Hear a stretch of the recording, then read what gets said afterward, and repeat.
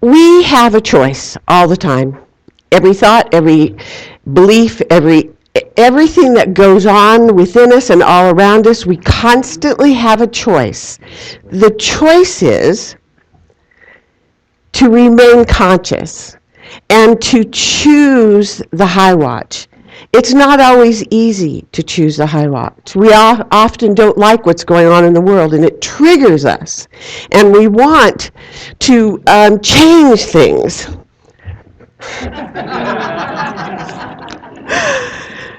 But the fact is that we want to embrace a world that works for everyone.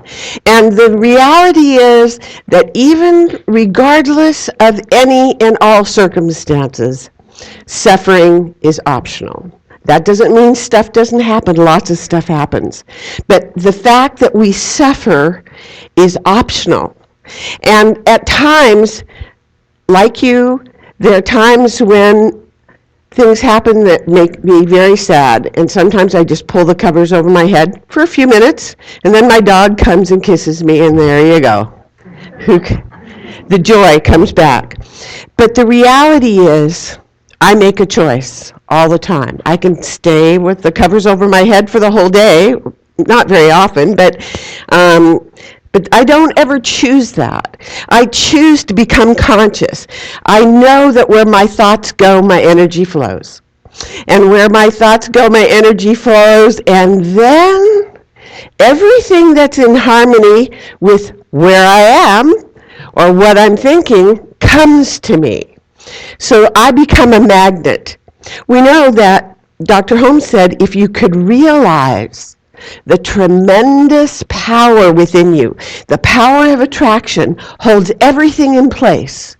But we think it's benign out there. We don't realize how powerful we are, and that we determine whether the doors of consciousness open. And I don't mean willfully, because trying to do it willfully is like putting a wall between you and what it is your heart wants. But knowing, using the infinite indwelling presence, that which you desire comes to you in your own time. That doesn't mean you change circumstances. What do you change? We change us. That's the only thing we have any influence over. We cannot change what happens on the outside. Many times, many things do change because we've changed our perception.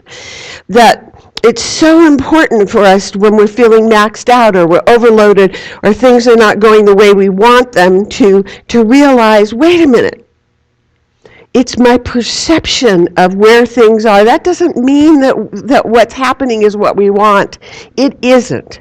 And if you've noticed, all of us have been on the planet for long enough to notice that a whole lot of things don't go the way we want them to, right? But the reality is that we have a choice as to how we are reacting. We have a choice as to how we process it, whether we process it or not. We have a choice to be conscious and determined, and we have a choice whether or not we transmute the situation by the renewing of our mind. I want you to take just a second. You have a little slip in your program, and if you don't have one, raise your hand. She'll give you one. I want you to write something down that is causing you suffering right now, or has been causing you suffering, something that you have been trying to push the river about. What is it that you've been wanting to change? And put a lot of effort into it, and it's not changing. I want you to write that down. So just put a word or two, whatever, just so that it represents that idea that you're willing to let go of. And just hold on to it, because we'll use it at the end of the service. When I stop letting my mindset stop me from feeling hopeful, I open up a door of possibilities. I don't want to be stuck with a closed mind because I know that having a closed mind results in closed circumstances. I know that I'm so creative and I'm so powerful that I track to myself exactly what I believe. Duh. We know that our thoughts are things. We know that there's great magnetism in what we believe. And so we have to realize everything in our lives, the good, bad, and the ugly, is there for a higher purpose, not to please us about having everything we want. It's to help us evolve spiritually. And that's the good that comes through everything that goes on. Life is a river of life. Life is a river that is constantly flowing, and we have to open up the floodgates. So, Dr. Holmes said, in The Science of Mind, we learn that persistent, constructive thought is the greatest power known and the most effective. The truth is always a remedy. The truth is the law of liberty, and it is the only real law. And when we reverse the process of our thought, the Science of Mind says, when we reverse the process of thought, the effect, the result of our thinking, the consequences of our belief system are reversed. It's such a dynamic truth.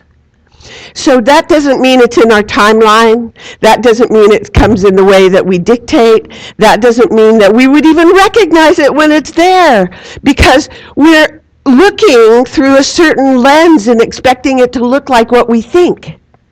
But it doesn't, because the universe is so magnificent. I had been thinking for quite a while that I wanted to go for a hike. And I was going, yeah, but you're not in shape, and so how can you go on a big hike and walk down where I live? There's really steep hills, and the way down isn't so hard, but the way up looks very, very threatening. And a friend of mine took me on a hike yesterday. And I start going, and I'm thinking, wow, this looks really steep. And he said, we're going to the river. And I know how far down that river is. And so he was quite seductive in his way of keeping me going. And I'm thinking, oh, coming back up's not going to be fun because I just haven't been hiking. So I finally got off it, and I got really present, and it was beautiful. It was a little bit rainy, but I hadn't done anything like that since I did it in Topanga Canyon. For those of you who know, that it was just a hippie place in Topanga Canyon. Many of us used to hang out there, especially those of us in the music business. And so I used to go there when it was real rainy and go for a walk in the country. Oh, I just loved it. Nobody was there, because who goes out for a walk? People go, only the crazy people do that. Well, it's incredible. It's wet and gorgeous and beautiful, and everything is so alive. And 2 dogs followed us down the hill, and we went all the way to this most magnificent waterfall that I didn't even know was there. I lived there, and I didn't even know it was there. So the reality is that when we open up to a new possibility and we get out of the way of the divine circuits, new things happen, great things happen. So I have to be able to at least conceive of it mentally. So I did conceive of it mentally, and I had no attachment as to when it came. And it came a little faster than I expected. Fortunately, I had boots on, so I was able to climb. And so the universe gave me what I want. I wanted partnership. I wanted someone to go down. I wanted someone to hold my hand in case it was tenuous and I was going to slip or whatever. And so that all came about. And the reality is that we have so many hopeful things that are there to support us. There are many, many hopeful things going on in the world. It isn't all bad. I was not happy to hear about some of the deaths of some of the musicians, that one of which I knew. And it made me very sad. I knew these people. Glenn Fry was only a year older than me. We all used to play pretty hard in those days. I was kind of mild about it, but I was around it, and I was not quite as wild as I once was, because I got the lessons from that a little earlier than some of these other people did. The reality is that there's always wonderful things going on. And there's many, many things that are calling us to see the world that works for everyone. In fact, at some level, the world is already working for everyone, because the awakening that we're going to have is one of awareness. And as we let go of the conditions, the beliefs, and the attitudes that we think we want, to open up to what's going on, to see the good in whatever is happening. That doesn't mean we have to be superficial and make up stories about something that doesn't feel good at all. But what it does do is it sets up a mindset, a belief that opens the doors. And there's some little stories I'm going to share with you that it just touched my heart. And that's where things expand, when we go to our hearts. There was this young woman who had a baby, and she couldn't find a babysitter, so she took her baby with her to class, to college, which was pretty gutsy to do. And when her baby started crying, she got up, she sat in the front, she got up, and she was about to leave when the professor came over, took the baby, calmed the baby down, held the baby, and taught the class while she took notes. Who would have anticipated that? That was an incredible gift of consciousness. He saw a need. He knew he was probably a dad. I don't know the story. That much of the story wasn't shared. But the reality is there's so many good things going on that we don't notice because we're preoccupied with wherever we're at. If we're feeling good and positive, fantastic. And I don't mean superficially, because we can't be positive all the time. Maybe you can. I haven't gotten there yet. I should say that, because maybe some of you are. I'm not there all the time. I'm there a lot because I'm enthusiastic, and I love being happier. It's so much better than being miserable. It's not fun.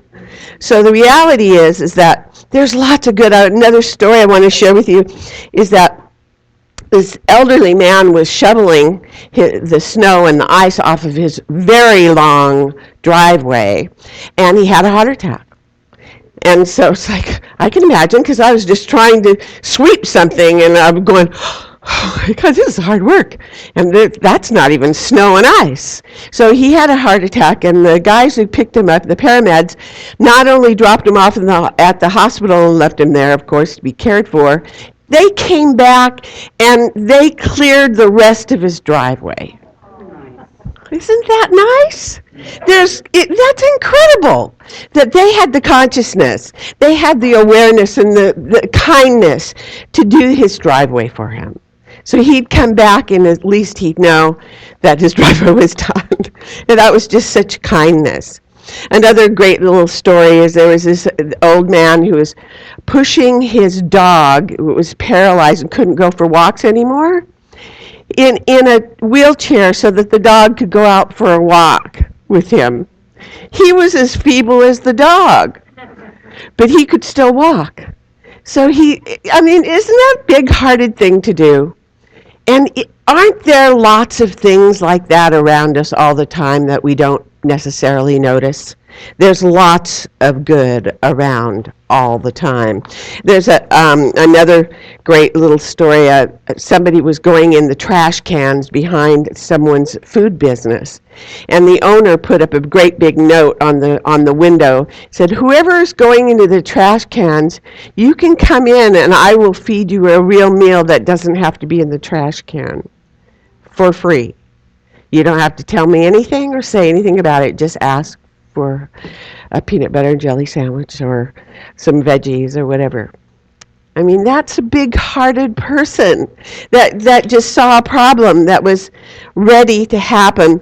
And one of the other favorite ones of mine was another school teacher who saw a problem. He witnessed this young African-American boy who had pink tennis shoes on. And another boy was making fun of him who had some really classy current, I don't even know what the brands are, but the kids, he was teasing him, and you could see how cocky he was, in the picture. And there's the kids just standing there, just, he needed to have shoes, and they fit his feet, So the teacher, being kind and compassionate, went out and bought a pair of shoes for this kid that were, appropriate in his mind, and gave them to him, but he was afraid of giving them to him and humiliating him because he had such a big heart.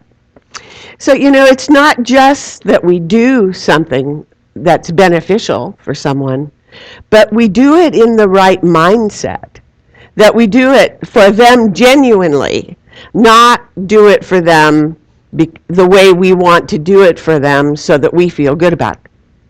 That's a whole different approach.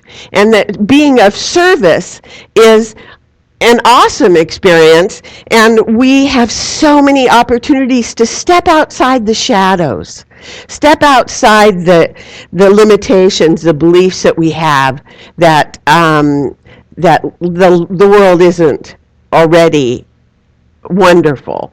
And it's getting better because you and I are becoming more conscious. You and I pray more often. There is somewhere we're going to reach the 100th monkey. Whenever that is, shifts are happening already.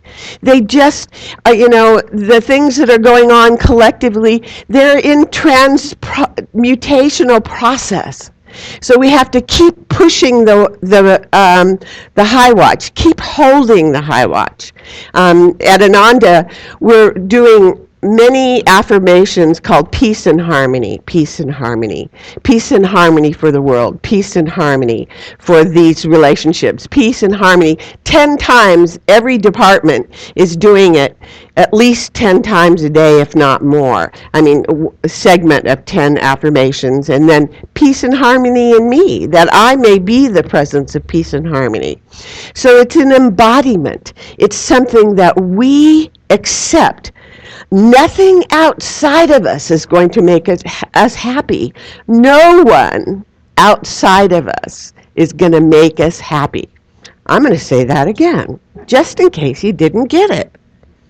No one and nothing is going to make you happy.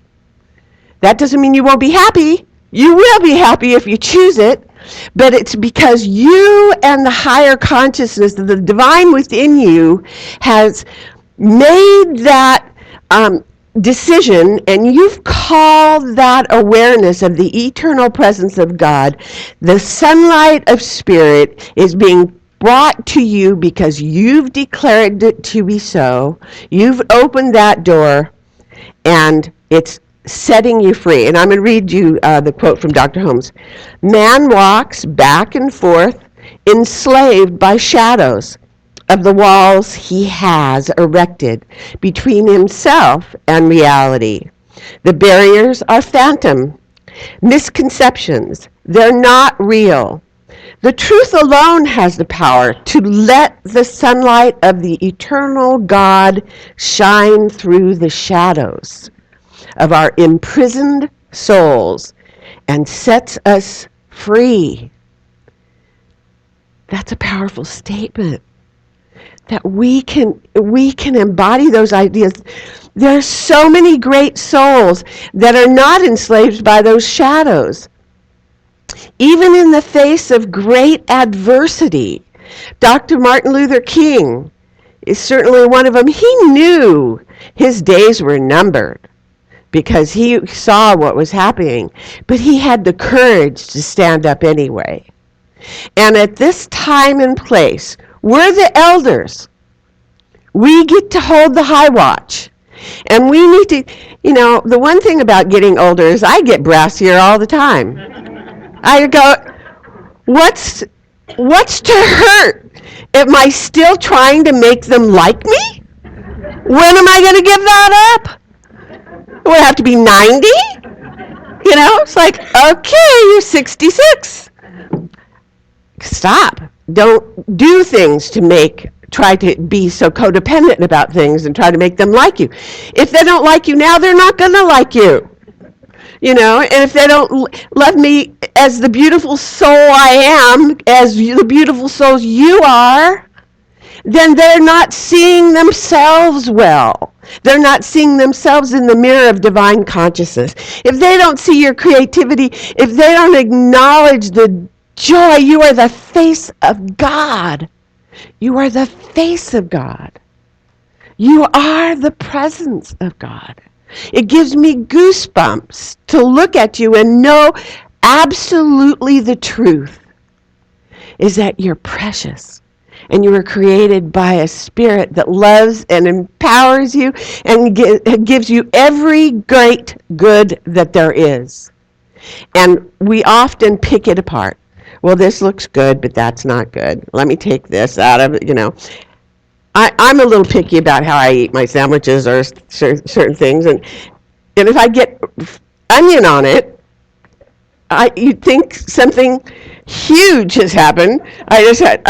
Used to be especially, but I'm a little cooler about it now. I just pull it out. You don't have to it doesn't have to be a drama around it. It's just a piece of onion.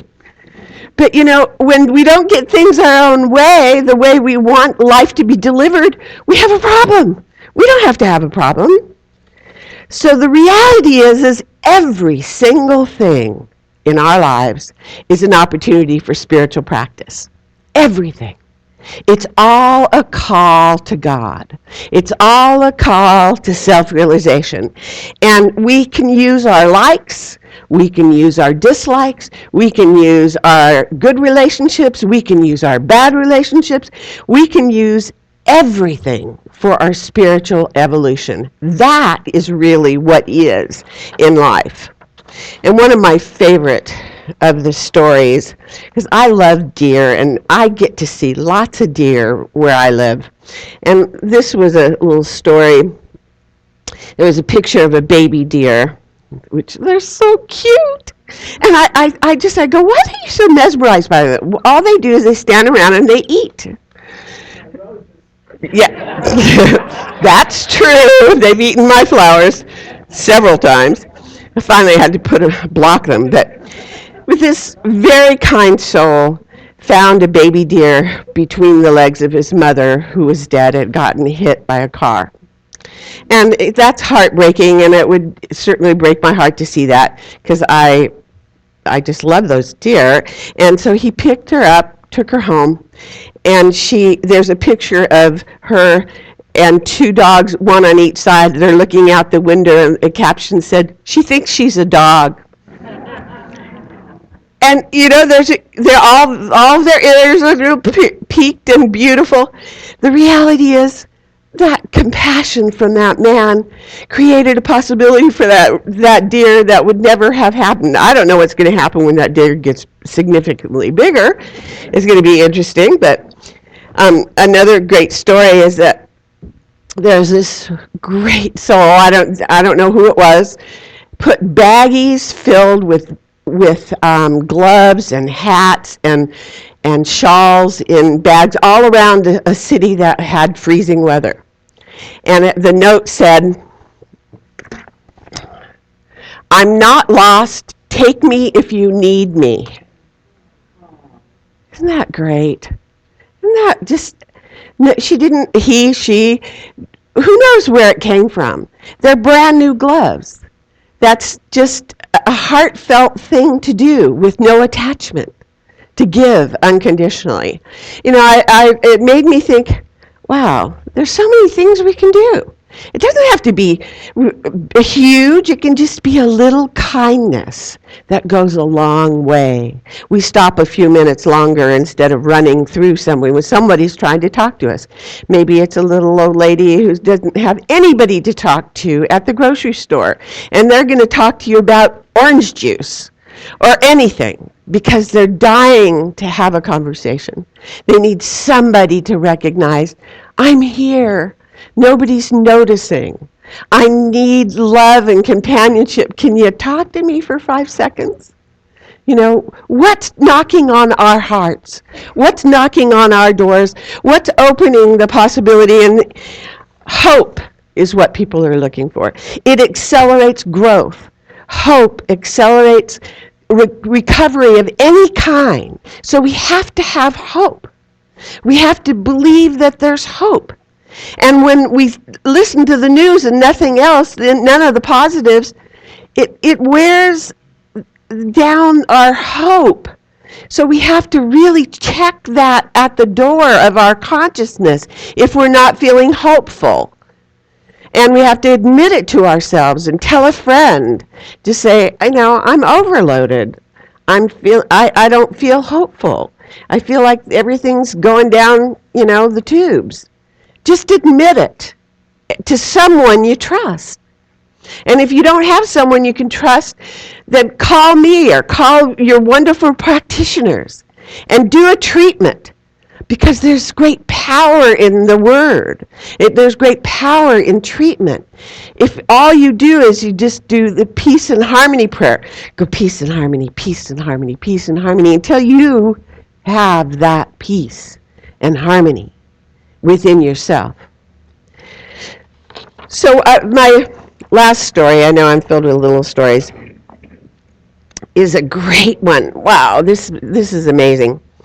In the 17th century, there was a European creator. His name was Christian Huygens, who invented the pendulum clock. And he had a studio filled, if you can imagine, someone obsessed with clocks had all these pendulum clocks, and they were all ticking at different times. To me, that would be madness. But he liked it, and then one night he woke up, and he heard they were all in sync. And he did not set them up in sync. He thought, what on earth happened here? So he went downstairs, and he set them all up, doing different things, there's quite a few of them, and he set them up to be swinging differently, and he went back to sleep, and when he woke up, to his amazement, they were no longer misaligned.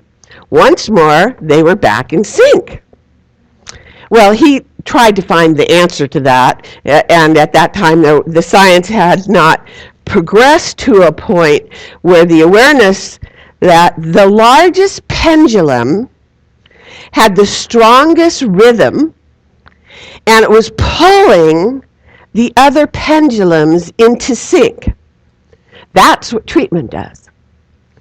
It pulls us from the delusion of separation into unity and oneness, and it is a rhythm and a consciousness, because thoughts are things, and the mind is a powerful tool, and what it does is it's called entrainment. And it's when the strongest rhythm sets the tone and attracts. Now, obviously, it can also work in a negative way, but obviously we don't want to feed that. And that's what war is.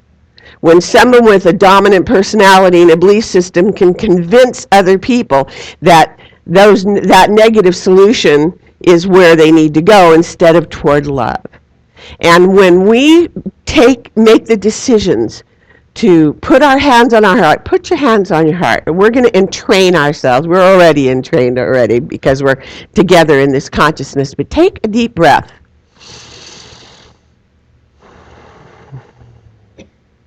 And just feel your own heart for just a second.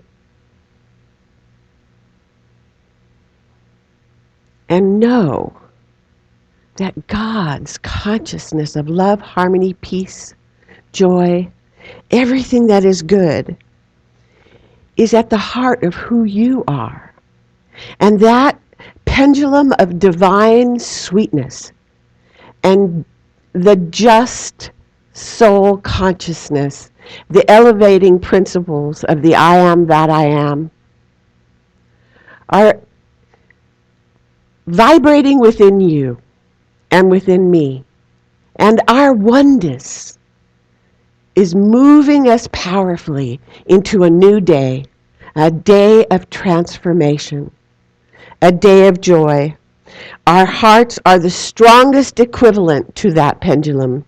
Our hearts have the capacity to be in attunement Just like when the musicians sit and when they first get here, have you ever been around and somebody gives the bass note, or I don't know what you even call it. I should know. I used to write songs, but I just did it intuitively. Downbeat. Well, downbeat, upbeat, side beat, but it gives them the note that sets the tone, the downbeat, if that's what it's called. to tune into it so they're all on the same page.